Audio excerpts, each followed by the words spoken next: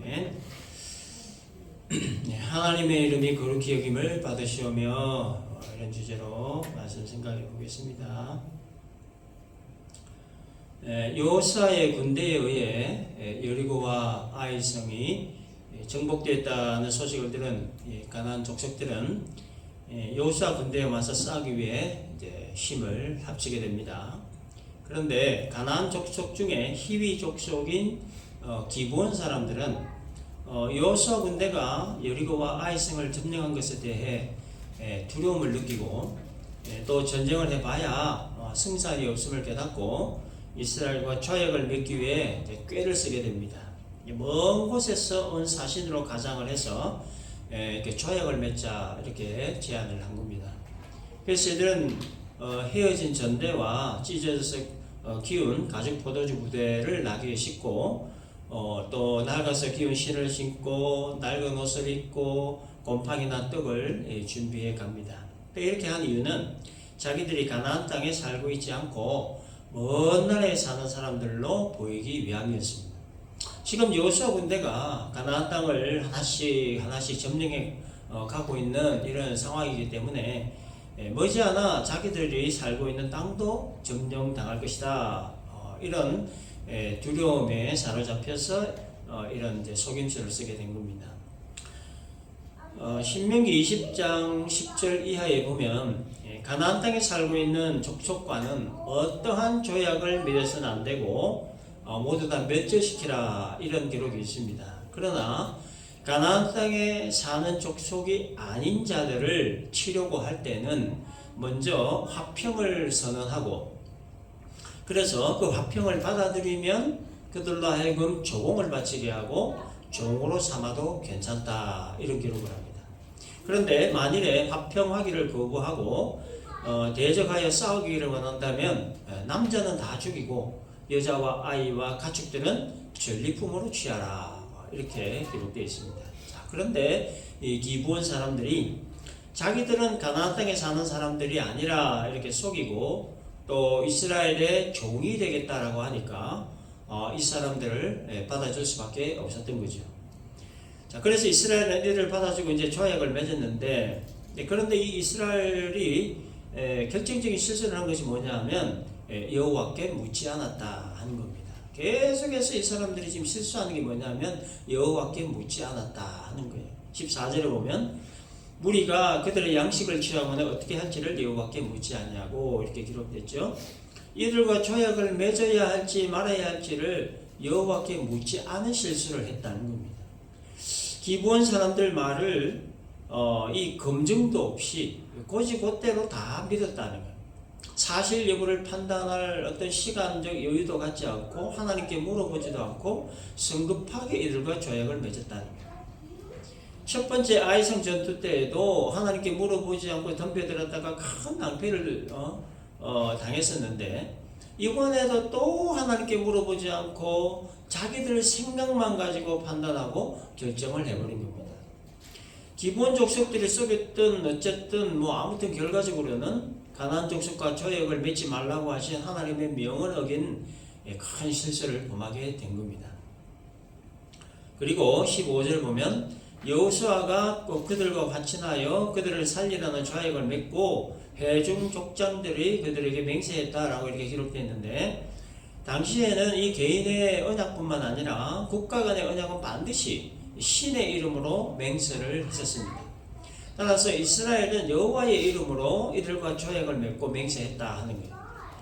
나중에 이 사람들이 가나안 사람들이라는 것을 알고 나서 또 이들에게 속았다는 사실을 알았지만 그러나 이미 여호와의 이름으로 맹세를 한 조약이기 때문에 그 조약을 파기할 수는 없었습니다. 그래서 이 기브온 사람들의 속임수에 완벽하게 속아 넘어간 겁니다. 여호수아는 이 기브온 사람들에게 속았다는 사실을 이제 3일 후에나 알게 됩니다. 당시에 국가 간의 화친을 맺은 국가는 상대방의 국가를 방문하는 것이 관습이었기 때문에 걸어서 3일 정도 되는 거리에 있는 그들의 성읍에 도착을 한 뒤에 이들의 신분을 알게 된 겁니다. 그래서 이 사실을 알게 된 여호수아와 또 지도급 인사들은 이 분노와 수치심으로 마음이 참 착잡했습니다. 참담했죠. 가나안 족속들을 멸하라고 한 하나님의 명령을 분명하게 이행을 했어야만 했지만, 그러나 결과적으로 그 명령을 어긴 것이 되었고, 이미 여호와의 이름으로 조약을 맺고 또 맹세까지 한 상태고, 그래서 결국 뭐 이러지도 못하고 저러지도 못하는 참 답답한 그런 상태가 되어버리고 만 겁니다.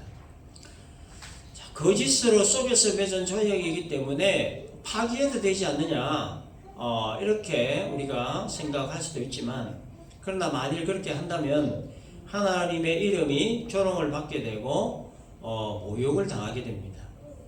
결국 이 여호수아는 기브온 사람들을 죽이지 않고 나무 패며 물깃는 자가 되도록 합니다. 비록 거짓으로 맺은 조약이긴 하지만 조약은 조약이므로 지켜야만 한 겁니다. 나무 패며 물깃는 일은 성막에서 제사를 드릴 때 필요한 나무를 공급하는 일과 또 제사장이 정결 의식을 위해 필요한 이 물두멍에 물을 채우는 일을 말합니다.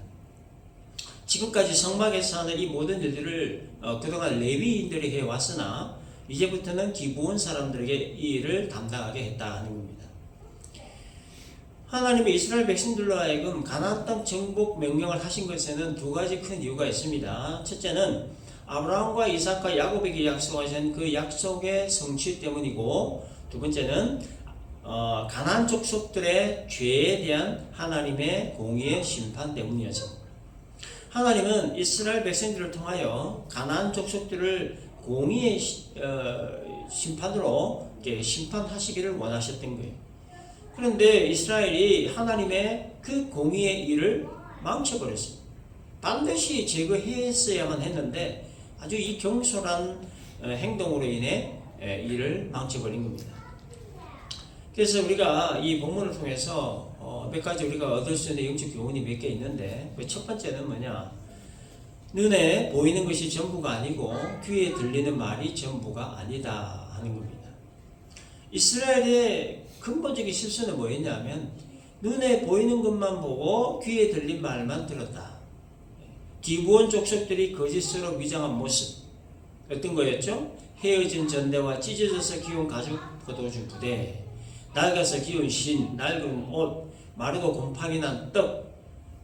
그러니까 겉으로 드러난 이 모습만 보고 이들이 먼 나라에서 오랫동안 여행을 하고 왔다, 이렇게 판단을 한 거고, 또 기브온 족속들이 했던 말, 자기들은 먼 나라에서 왔다는 거예요. 여호와가 애굽에서 행한 모든 일들을 다 들었다. 요단 동쪽에 있는 아모리 두 왕들에게 한 일들을 다 들었다. 따라서 우리는 당신들과 평화협정을 맺기 위해 먼 곳에서 왔다. 이 말만 듣고 검증도 하지 않고, 그래서 이들이 가난한 사람이 아니고 먼 곳에서 온 사람이다, 이렇게 판단을 한 겁니다. 그래서 눈에 보이는 것만 보고 귀에 들리는 것만 듣고 판단하고 결정해 버린 것, 이것이 이스라엘의 가장 근본적인 실수였다는 거예요. 육신의 눈에 보이는 것, 육신의 귀에 들리는 것, 이게 전부인 줄 아는 것, 이게 바로 일을 거르치게 만들고 또 시행착오를 겪게 하는 큰 원인 중에 하나다. 근데 우리가 잘 알다시피 모든 일에는 우리 눈에 보이지 않는 것들이 있습니다. 우리 육신의 눈에 보이지 않는 것, 우리 육신의 귀에 들리지 않는 것들이 너무나 많은 거예요. 이거를 우리가 좀 분별할 수 있어야 시행착오를 겪지 않게 되는 겁니다. 특별히 영의 세계에 관련된 일들은 육신의 눈과 귀로 접근하면 이건 답을 찾을 수가 없는 겁니다. 그래서 고린도전서 2장 13절을 보면 영적인 일은 영적인 것으로 분별한다, 이런 말씀이 있습니다. 이 영의 세계와 관련된 것들은 육신의 눈과 육신의 귀로는 볼 수도 없고 들을 수 없다는 거죠. 오직 영의 눈으로만 볼 수 있고 영의 귀로만 들을 수 있다 하는 겁니다. 따라서 육신의 눈에 보이는 것이나 육신의 귀에 들리는 것이 전부가 아니다, 이런 의식을 우리는 항상 가지고 있어야 해요. 육신의 눈과 귀는 오직 물질 세계만 보고 들을 수 있을 뿐입니다. 따라서 우리가 어떤 사람을 보든 어떤 사물을 보든 어떤 상황에 직면하든 혹은 어떤 말을 듣든 육신의 눈에 보이는 대로만 보지 않겠다. 육신의 귀에 들리는 대로만 듣지 않겠다 하는 것을 우리의 중요한 원리로 삼아야 되는 거예요. 뭐 소문 같은 거 검증 없이 함부로 우리가 판단하면 시행착오를 겪을 수 있는 거예요. 그래서 모든 사람과 모든 사물과 모든 말에는 우리들 육신의 눈과 귀에 보이지 않고 숨어 있는 것들이 그 귀에는 있기 때문에. 그래서 여러분 진짜 중요한 것은 겉으로 잘 드러나지 않습니다. 보물은 누구나 보이는 곳에 있지 않습니다. 땅속 깊은 곳에 숨어 있습니다. 그래서 예수님은 천국 복음에 관한 말씀을 하실 때 거의 대부분 다 비유로 말씀을 하셨어요. 비유의 말씀을 하신 후에 주님이 하신 말씀이 뭡니까? 귀 있는 자는 들으라, 이 말씀이었죠. 여기서 말하는 이 귀는 어떤 귀입니까? 비유의 말씀 속에 담겨있는 깊은 뜻을 듣는 귀를 말하는 겁니다. 말하는 사람의 그 말의 겉만 듣는 귀가 아니라 그 말 속에 담겨있는 진짜 의미, 깊은 뜻, 영적 의미를 들을 줄 아는 귀를 말하는 거예요. 이게 보는 것도 마찬가지죠. 사람은 사람을 볼 때 주로 그 사람의 외모를 주로 봅니다. 얼굴을 보고 입은 옷을 보고 또 가지고 있는 어떤 백을 보고 또 그 사람이 타고 다니는 자동차를 보고 또 그 사람이 뭐 소유한 집을 보고 어떤 학문적 배경을 보고 그 사람의 직업을 보고 이런 것들을 보고 그 사람을 평가하는 경향이 우리가 많습니다. 근데 사람은 그럴 수밖에 없습니다.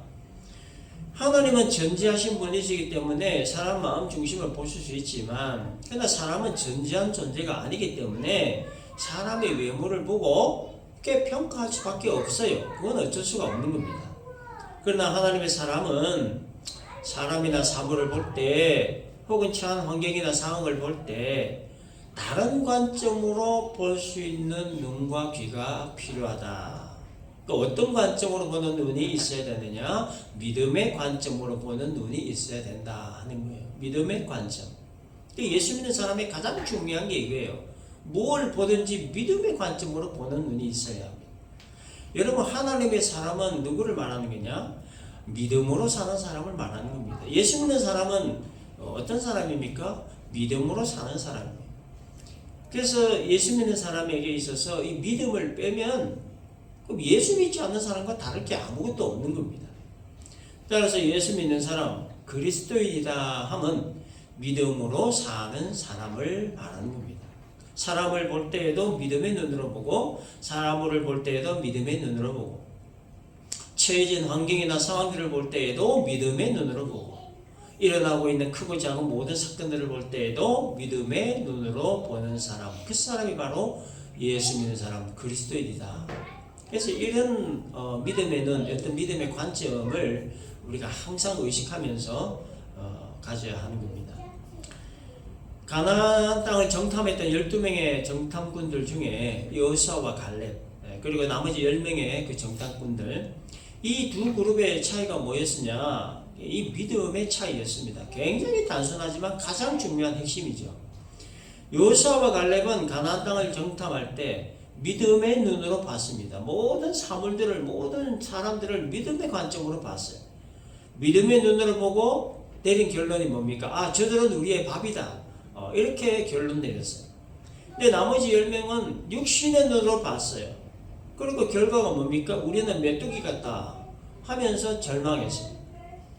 그리고 12명의 정탐꾼들을 그 보고를 들은 백성들 반응이 어땠습니까? 여호수아와 갈렙의 보고를 들은 백성들은 여호수아와 갈렙을 돌로 치려고 했습니다. 나머지 10명의 정탐꾼들의 보고를 들은 백성들은 밤새도록 통곡하면서 하나님을 원망했습니다. 이게 무슨 차이냐? 이게 믿음의 차이라는 거예요. 믿음의 차이. 왜 똑같은 장소에서 똑같은 것을 봤는데 이 정반대의 보고가 나오고 정반대의 결과가 나왔느냐? 믿음의 눈으로 봤느냐? 육신의 눈으로 봤느냐? 믿음의 말로 들었느냐? 육신의 말로 들었느냐? 이 차이 때문이라는 거예요. 이 차이가 가나안 땅에 들어가느냐? 광야에서 다 죽느냐의 결과가 나오더라 하는 겁니다. 그러므로 하나님의 사람, 예수 믿는 사람, 그리스도인은 사람을 보거나 사물을 볼 때 혹은 처해진 환경이나 상황을 볼 때 또 우리 개인의 사건 혹은 국가 간의 사건, 이 세계 정세 이런 사건들을 볼 때 무엇을 보든지 믿음의 눈, 믿음의 관점으로 봐야 합니다.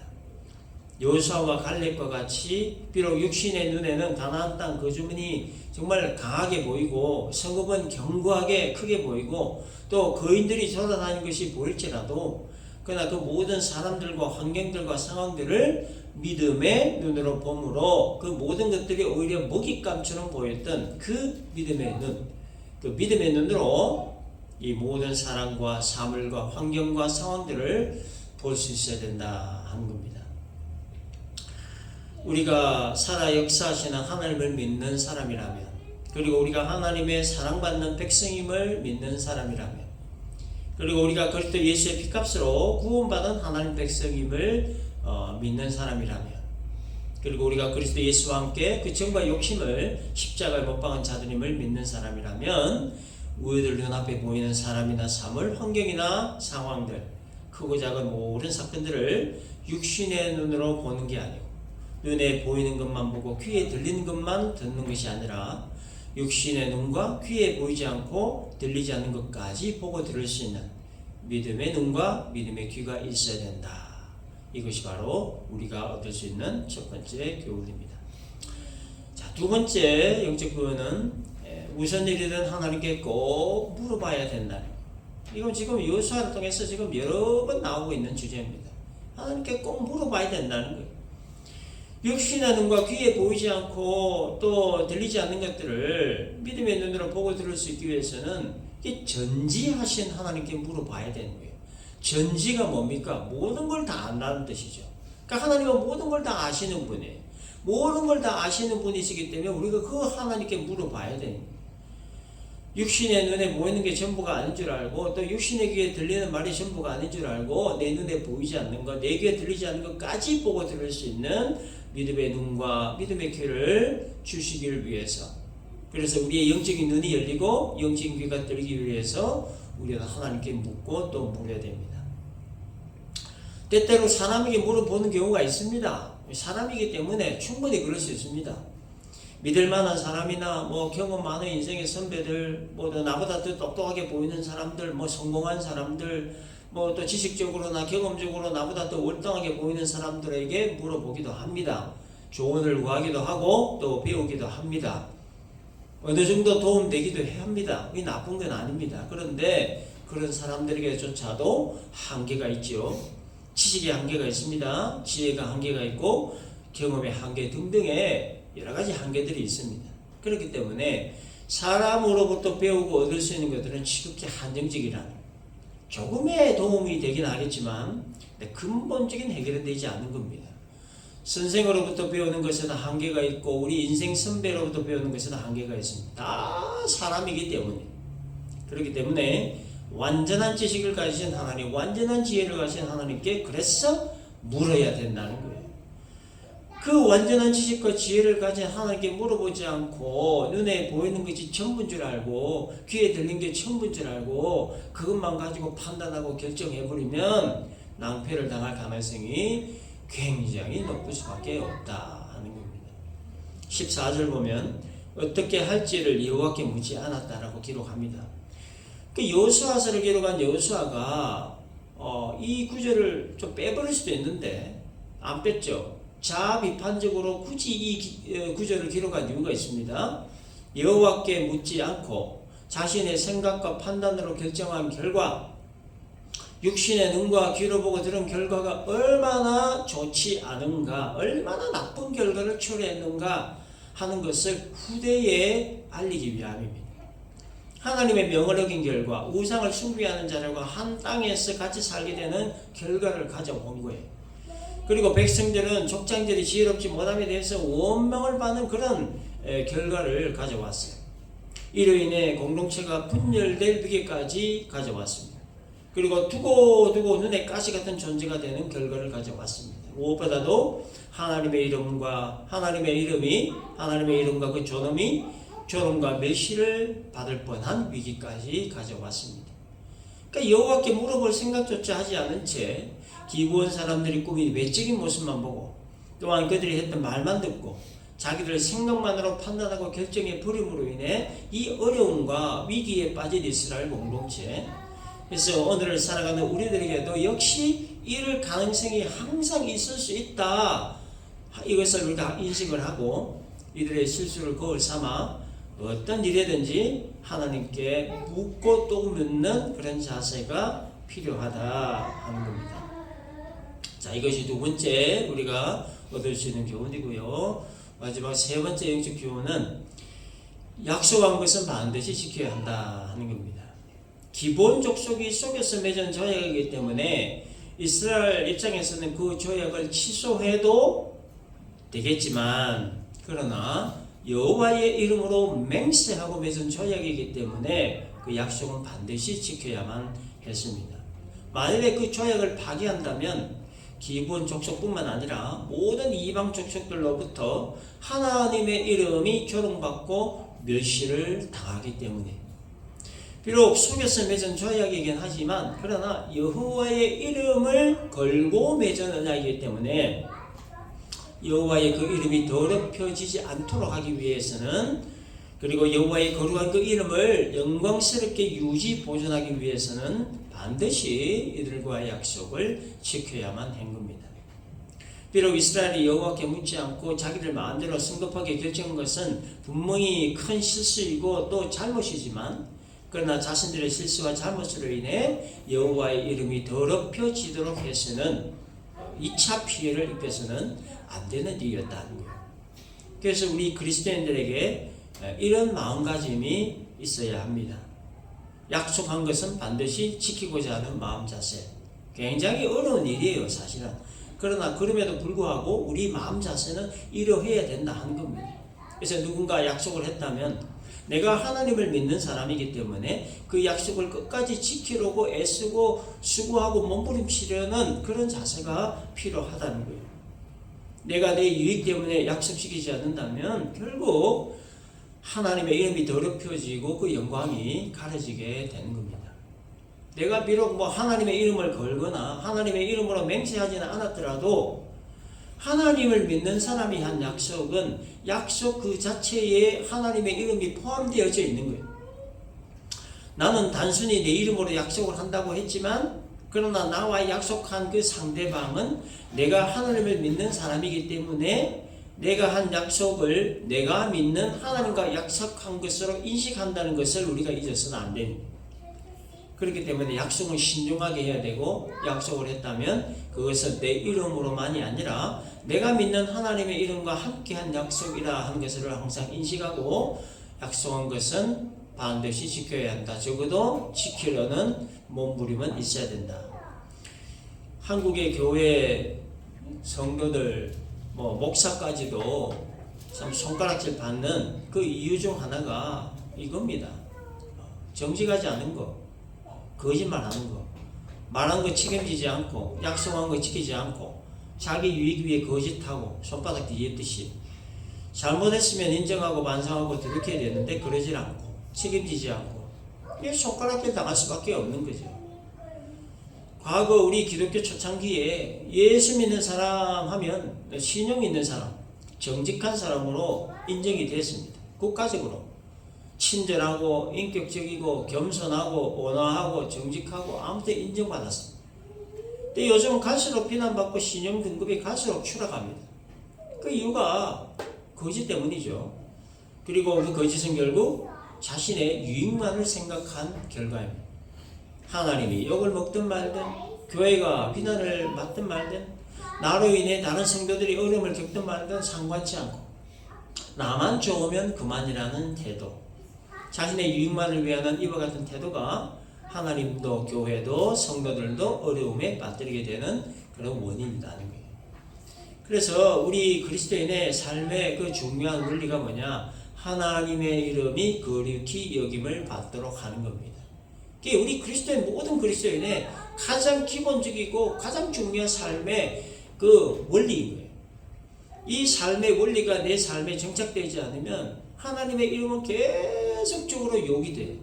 교회 공동체와 믿음의 지체들로 계속적으로 민폐를 일으키게 되는 거예요. 그렇기 때문에 그리스도인은 약속을 잘 지키려고 애를 써야 합니다. 하나님 믿는 사람으로서, 예수를 믿는 그리스도인으로서 말과 행실에 그 책임이 따른다는 사실을 항상 우리가 기억을 하고, 내가 한 약속은 반드시 지킨다, 이런 자세를 가지고 살아가야 되는 겁니다. 그리고 내가 하는 말 한마디 한마디, 행동 하나가 또 긍정적이든 부정적이든 영향이 간다 하는 걸 기억을 하고, 누구와 어떤 말을 하든지 책임 있는 말과 행동을 해야 한다. 이것이 그리스도인의 책임의식이다. 이것이 우리가 세 번째로 얻을 수 있는 교훈입니다.